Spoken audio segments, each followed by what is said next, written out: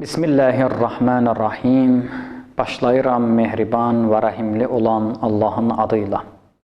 Salam, xoş gördük sizi yenidən əziz və hörmətli tamaşaçılar. Bildiyiniz kimi söhbətimiz İslamda əxlaqi dəyərlərdən ibarətdir. Ötən verilişlərdə siz tamaşaçılara Allah Taala'nın biz müsəlmanlara nazil etdiyi Qur'anda onun zikrinin nə qədər əhəmiyyətli olduğu barəsində söhbət açdıq. O kəslər ki, Allaha iman gətirib, onların qəlbi Allahın zikri ilə aram olar. Məgər sizin qəlbiniz Allahın zikri ilə aram olmazmı? Hər kim Allah Təbarək və Taala'nın Qur'an-ı Kərimini tilavət edərsə, bu özü ən böyük zikir və qəlbin aramlığı üçün, saflaşması üçün ən böyük tövsiyələrdən biridir. İnsan gündə 5000 dəfə Ya Hadiyu, Ya Hadi, Ya Hadiyu, Ya Hadi, Ya Hadiyu, Ya Hadi. Zikrin mənası bundan ibarətdir ki, ey hidayət edən Allah, ey bizim qəlbimizi hidayət edən Allah. Əgər insan gündə bu zikri bir neçə dəfə təkrar edərsə və eyni zamanda imkan dairəsində alimlərimiz tövsiyə edirlər ki, bu zikri ən azı 5000 dəfə insan təkrar etməlidir. Bu ən böyük zikirlərdən biridir ki, Allah Teala bizlərə namazı vacib buyurandan sonra namazda oxuduğumuz dua, oxuduğumuz Həmd surəsində bu zikir öz həqiqətini belə tapmışdır ki, Allahdan biz istəyirik, ey bizim uca Rəbbimiz, bizi doğru yola hidayət et. Çünki insanı hidayət edən Allahdır.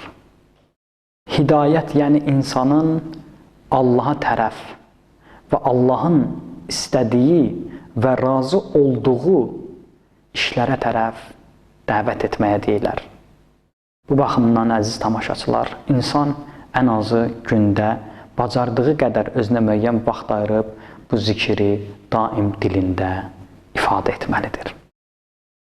Ondan sonra bizim məsum imamlarımızdan varid olunan dualarda insan bu zikri unutmamalıdır və hətta rəvayətlərdə hər vacibi namazlardan sonra bu zikrin 1330 dəfə deyilməsi tövsiyə edilir. Həmin zikir bundan ibarətdir. Ya Basiru, Ya Basir, Ya Basiru, Ya Basir, Ya Basiru, Ya Basir. Bəsir yəni insanın hər işdə, hər anda, hər ləhzədə nəzarət altına alan Allah. Ey insanın eybini görən Allah, ey insanın gözəl işlərini görən Allah, ey insanın gizlidə və aşkarda etdiklərini görən Allah. Allah Teala bizim bütün işlərimizi görür.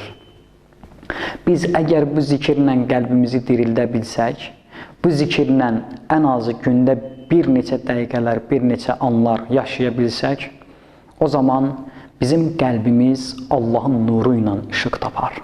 O zaman bizim qəlbimiz Allahın bizə əta etdiyi həqiqi imanla, həqiqi könül xoşluğu ilə bizim qəlbimiz ona bağlı olar. Bu zikir insanın qəlbini dirildən zikirlərdən biridir.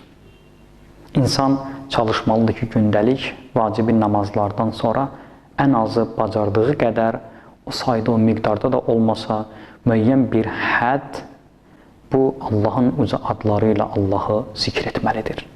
Və eyni zamanda hədislərimizdə, rəvayətlərimizdə namazlardan sonra və eyni zamanda adi vaxtlarda 2670 dəfə bu zikrin olunması tövsiyə edilir.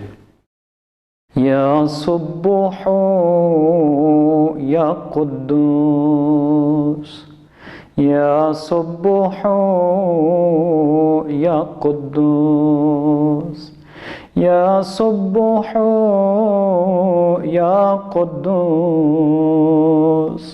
Ya Subbuhu Ya Quddus. Bəzən biz Quran-ı Kərimə və Quran-ı Kərimin təfsirlərinə və məsum imamlarımızdan, Peyğəmbərimizdən varid olan hədislərə müraciət etdikdə bu zikrin məxsusən mələklərin zikrindən olunması açıqlanır.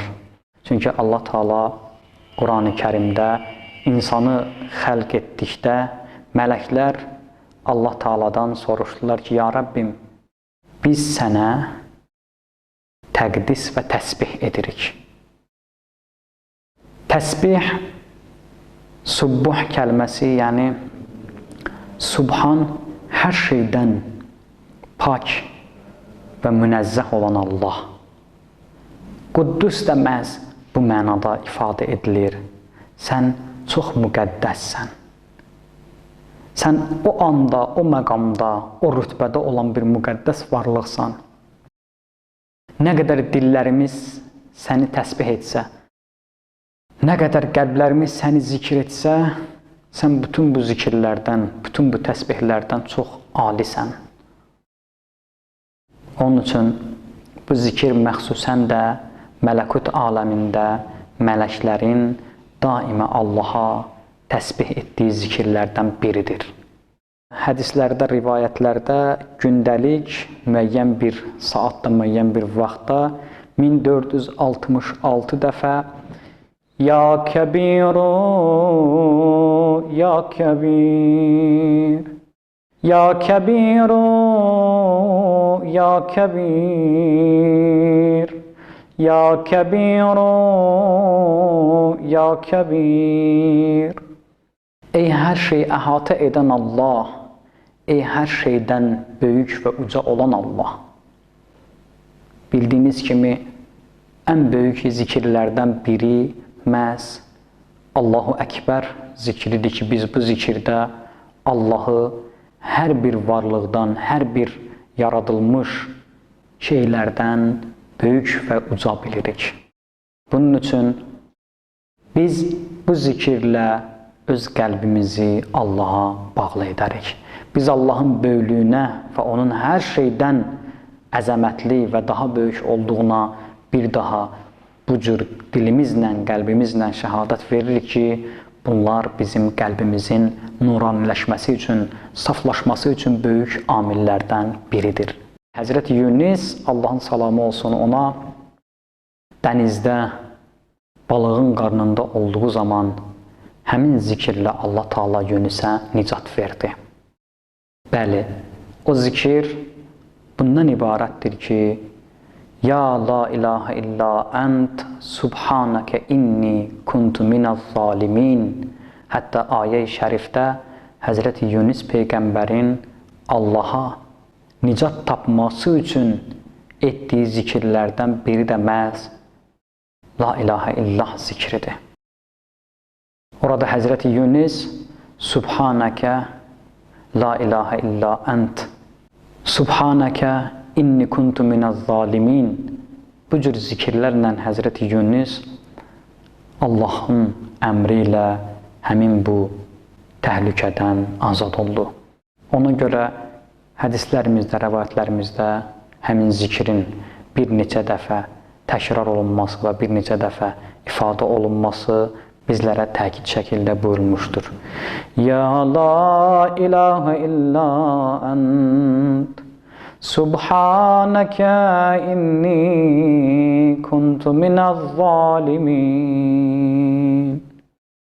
Ya la ilahe illa ent Subhanəkə inni kuntu minəz-zalimin.